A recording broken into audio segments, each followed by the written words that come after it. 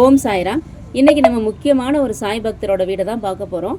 இது எங்கே இருக்குன்னா ஷிரடியில் மாதவராவ் தேஷ்பாண்டே அப்படின்ற ஷாமா அவங்களோட வீடு பக்கத்தில் தான் இவங்களோட வீடு இருக்குது. இவங்களோட பேர் லக்ஷ்மண் மாமா குல்கர்னி. இவங்க வந்து ஷாமாவோட தாய்மாமன்.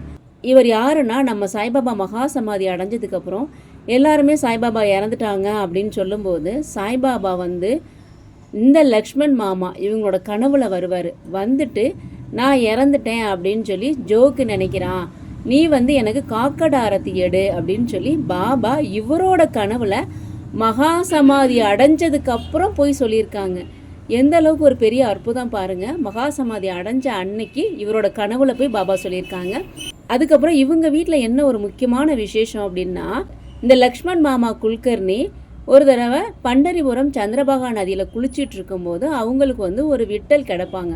அந்த விட்டலை எடுத்துகிட்டு வந்து நம்ம ஷிரடி சாய்பாபாட்ட கொடுக்கும்போது சாய்பாபா சொல்லுவாங்க, விட்டல் மட்டும் தனியாக வரக்கூடாது, ருக்மணியோட சேர்ந்து தான் வரணும், நீ ருக்மணியையும் கூட்டிகிட்டு வா அப்படின்னு சொன்ன உடனே இவர் எங்கே குளித்தாரோ, சந்திரபாகா நதியில் குளித்தார் பார்த்தீங்களா, அந்த இடத்துக்கே திருப்பி போய் அதே இடத்துல குளிக்கும்போது அவருக்கு ருக்மணியும் கிடப்பாங்க.